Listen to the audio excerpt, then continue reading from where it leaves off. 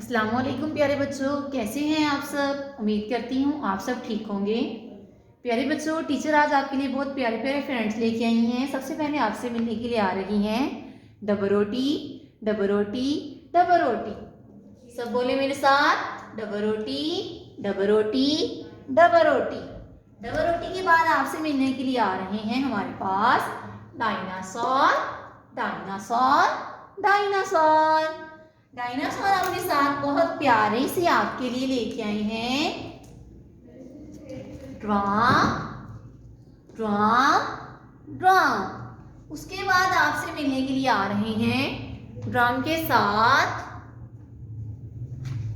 ड ड ड।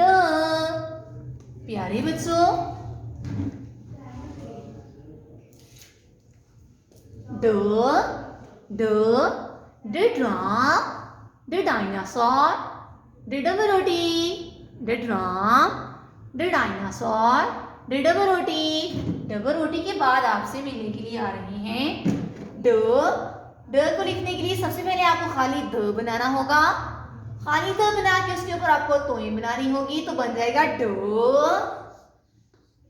ड ड